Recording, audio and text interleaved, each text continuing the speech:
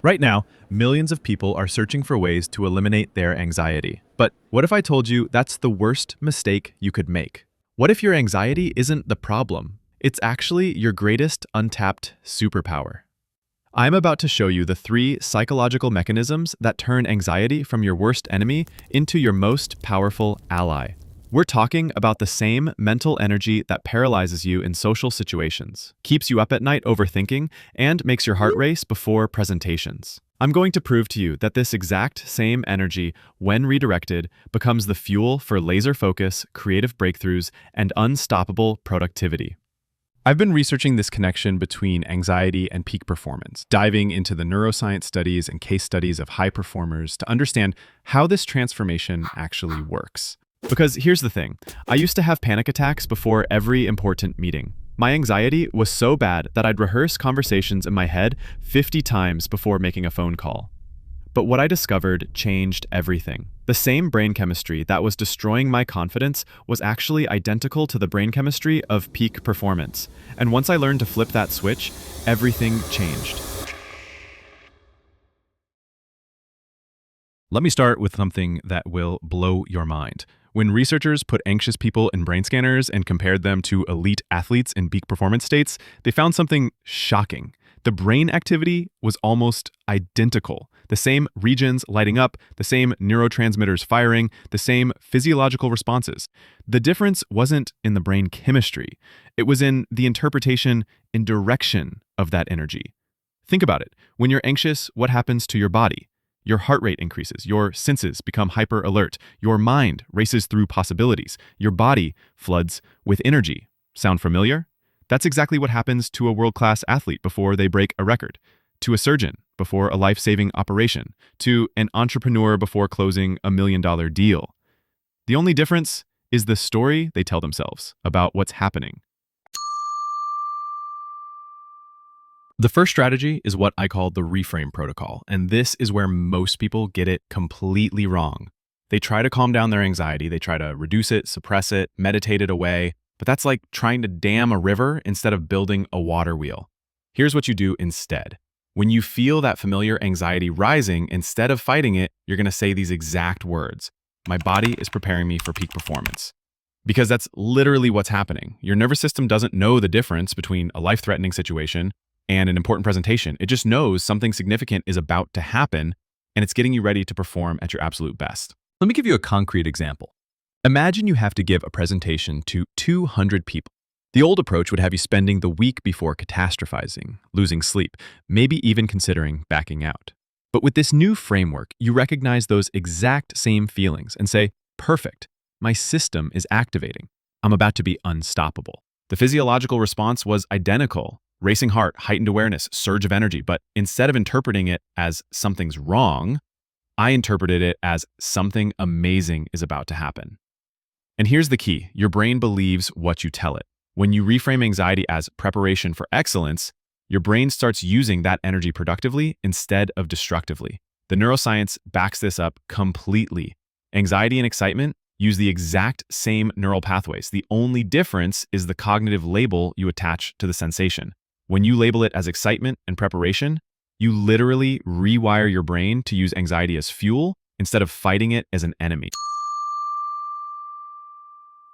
Now here's where it gets really interesting. Strategy 2 is about weaponizing anxiety's greatest strength, its ability to make you hyper-focus on potential problems. Most people see this as a curse. They're lying in bed at 3 a.m. thinking about everything that could go wrong tomorrow. But what if I told you that this exact same mental process, when directed properly, becomes the most powerful planning and problem-solving tool you'll ever have? I call this the precision focus system. Instead of letting your anxious mind run wild with worst-case scenarios, you're going to give it a job. You're going to channel that hyper-analytical energy into productive preparation. Here's how it works. When you feel anxiety about an upcoming situation, grab a piece of paper and write down every single thing you're worried about. Don't filter it, don't judge it, just dump it all out. Your anxious brain is essentially running a comprehensive risk assessment. Let it do its job. But here's the twist. For every worry you write down, you're going to write down 3 things. First, what's the actual probability of this happening? Not your anxiety's assessment, the real probability. Second, if it did happen, how would you handle it? Third, what can you do right now to make it even less likely. What you're doing is taking anxiety's superpower, its ability to anticipate problems, and turning it into bulletproof preparation. Instead of worrying about forgetting your points during a presentation, you create backup slides. Instead of anxiously wondering if people will understand you, you practice 3 different ways to explain each concept.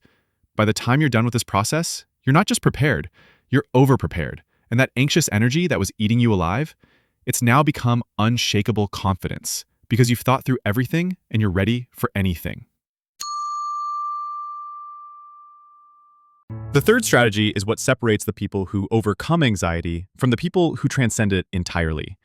It's called the intensity advantage, and it's based on a simple truth that most people never discover. The same intensity that makes anxiety overwhelming is what makes peak performance possible. Think about the most successful people you know. I guarantee you they're not calm, zen-like individuals floating through life without a care in the world.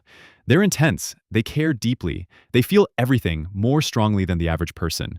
And yes, that includes anxiety. The difference is they've learned to surf that intensity instead of being crushed by it. Here's what I mean.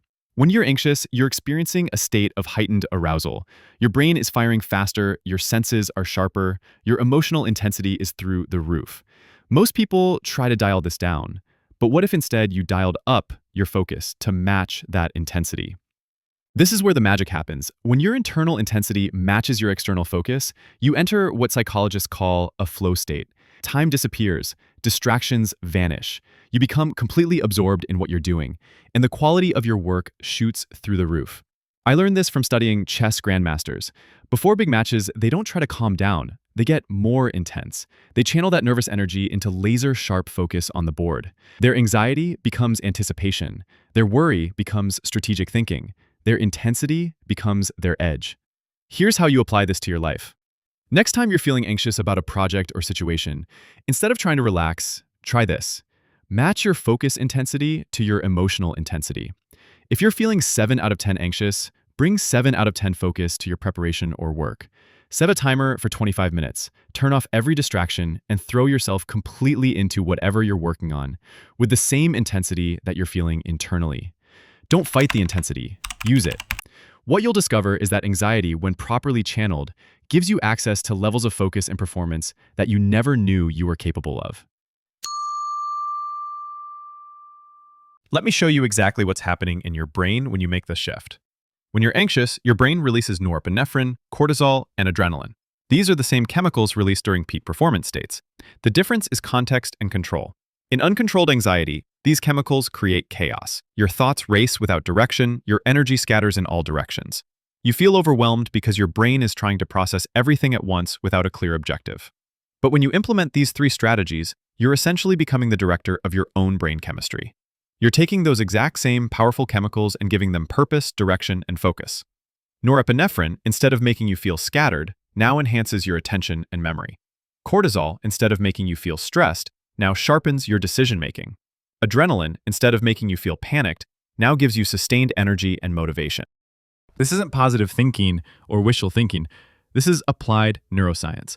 You're literally rewiring your brain to use anxiety as a performance-enhancing drug instead of a performance-destroying poison.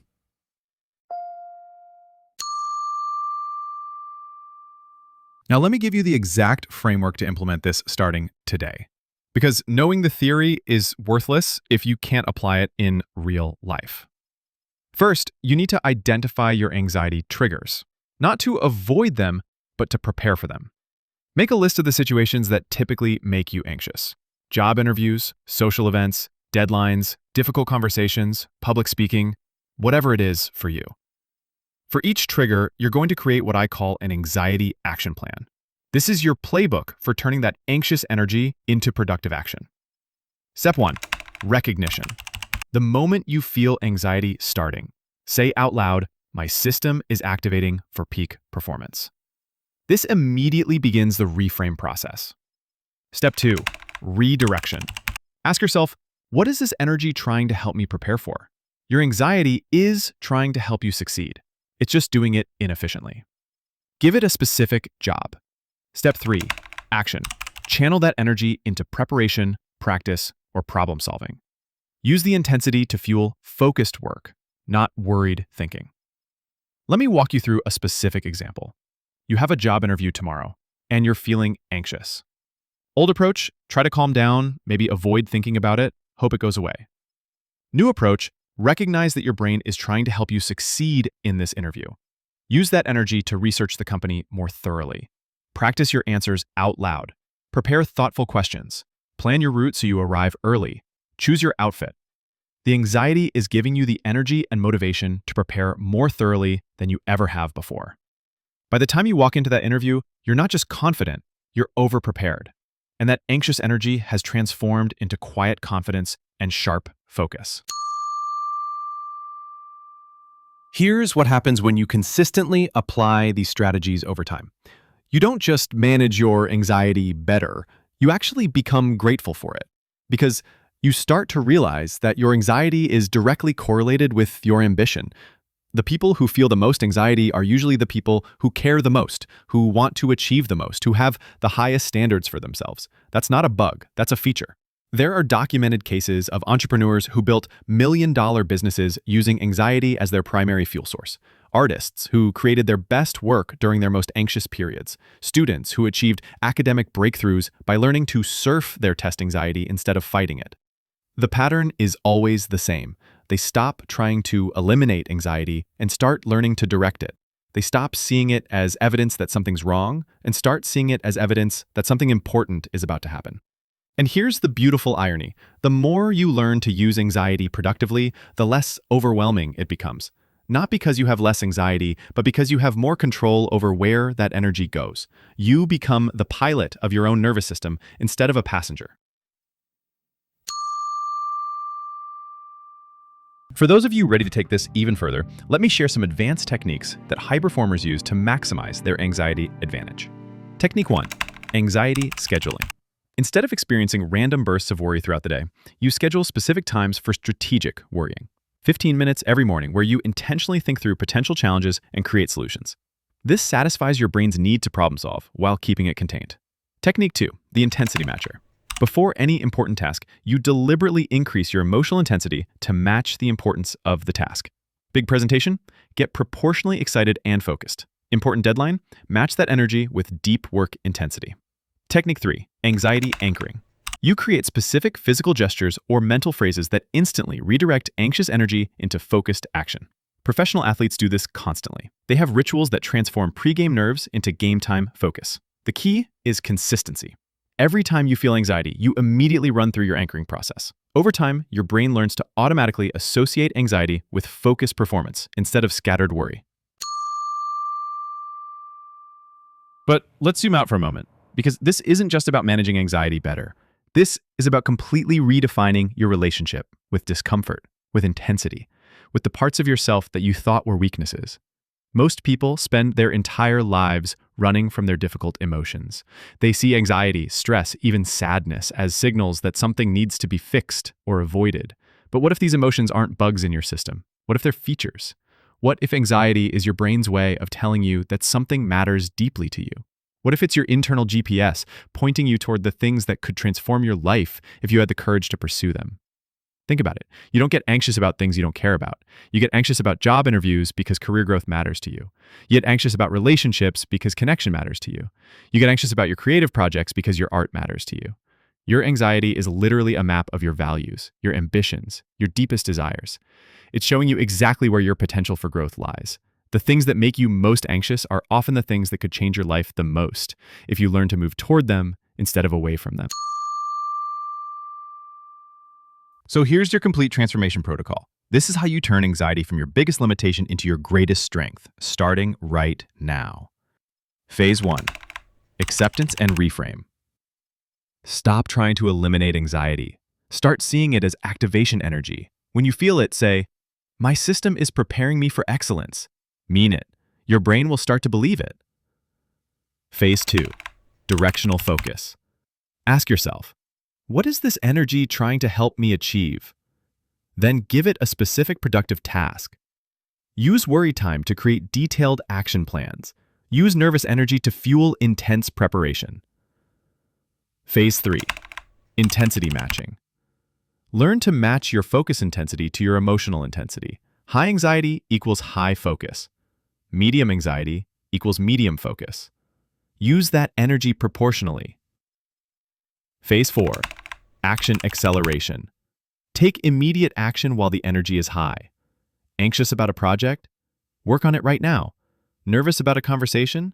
Prepare for it immediately. Worried about your future? Make one concrete step toward your goals today. Phase 5. Success reinforcement. Every time you successfully channel anxiety into productive action, celebrate it.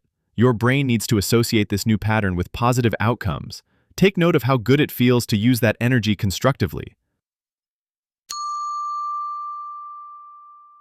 Now, I know what some of you are thinking. This sounds great in theory, but my anxiety is different. It's too intense, it's overwhelming. I can't just flip a switch and suddenly become productive. I get it, I really do.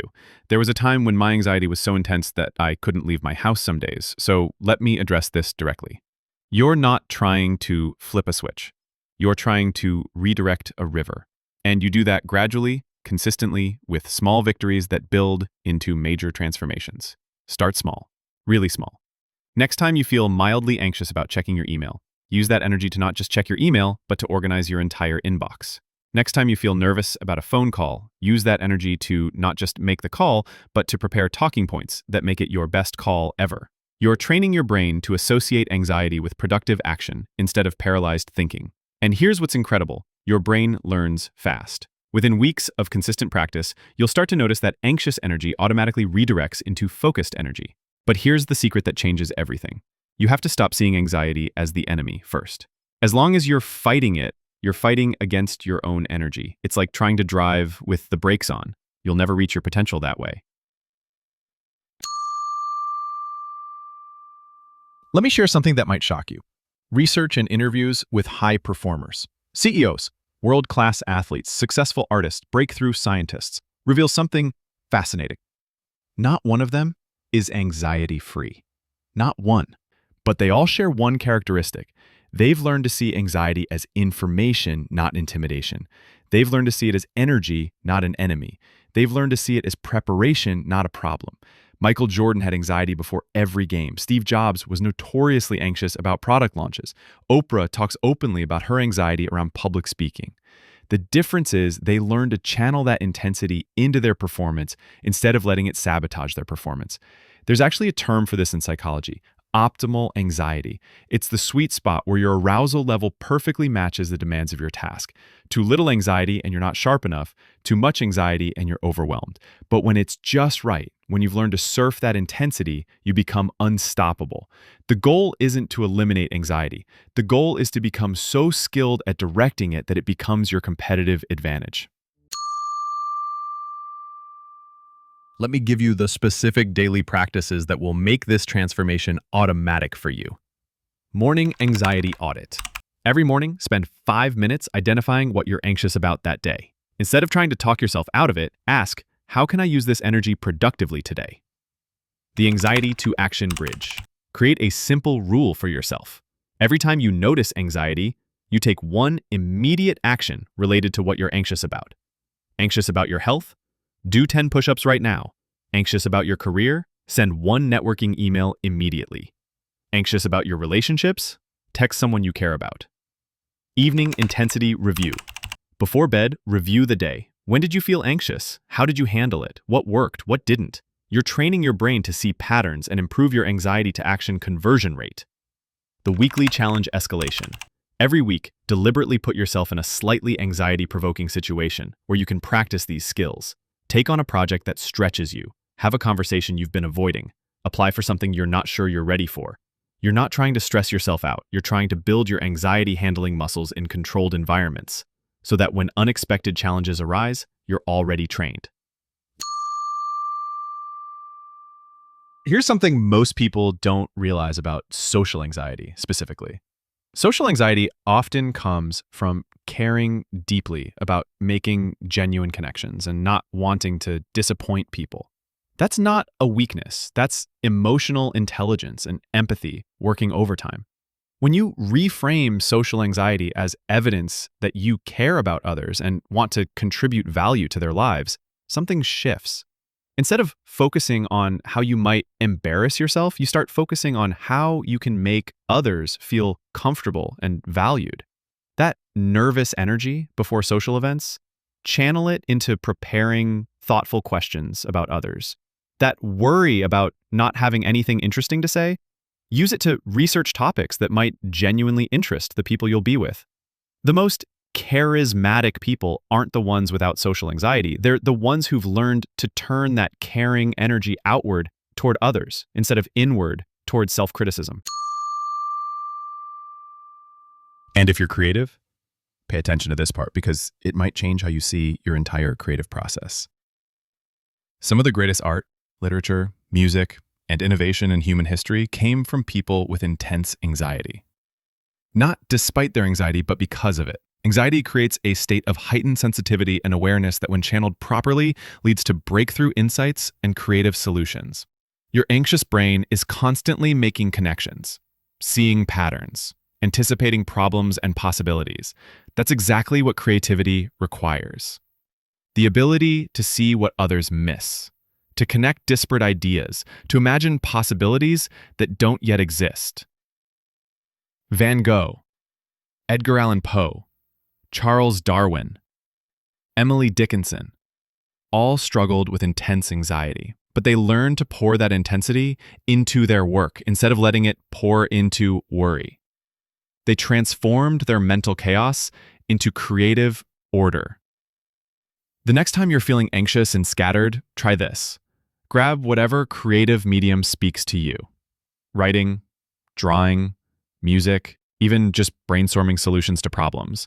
And pour all of that anxious energy into creation instead of rumination. You might be surprised by what comes out. Here's what your life looks like 6 months from now when you've mastered these strategies. You wake up feeling anxious about a big presentation at work. But instead of dreading it, you smile, because you know that feeling means your brain is getting ready to help you deliver your best performance ever. You spend 30 minutes channeling that energy into final preparation, and you walk into that presentation with unshakable confidence. Someone challenges your ideas in a meeting. Your heart rate spikes, that old familiar anxiety. But now you recognize it as your brain shifting into high-performance mode. You become more articulate, more creative, more persuasive under pressure instead of less. You have a difficult conversation with someone you care about. The anxiety is there, but now it's reminding you how much this relationship matters to you. You use that emotional intensity to communicate more honestly, more openly, more courageously than you ever have before. This is what happens when you stop fighting your anxiety and start partnering with it. You don't become a different person. You become the fullest expression of who you already are. But here's the ultimate truth that I want you to understand. Your anxiety isn't trying to hold you back. It's trying to push you forward. It's your internal alarm system saying, "This matters. Pay attention. Prepare. Rise to the occasion." The people who achieve extraordinary things aren't the ones without anxiety. They're the ones who've learned to translate anxiety into action, worry into preparation, intensity into focus. Your anxiety is proof that you have high standards for yourself. It's proof that you care deeply about outcomes. It's proof that you're not willing to settle for mediocrity. Those are strengths, not weaknesses. The question isn't how to get rid of your anxiety. The question is how to become so skilled at directing it that it becomes your secret weapon. How to transform the very thing that's been holding you back into the thing that propels you forward. And now you have the roadmap. You have the strategies. You have the science. You have the framework. The only question left is, are you ready to stop running from your power and start running with it? If this video helped you see anxiety in a completely new way, smash that like button and subscribe for more content that turns your biggest challenges into your greatest strengths. And tell me in the comments, what's one way you're going to start using your anxiety as fuel instead of fighting it as an enemy? Remember, your anxiety isn't your limitation. When properly directed, it's your superpower. Now go use it.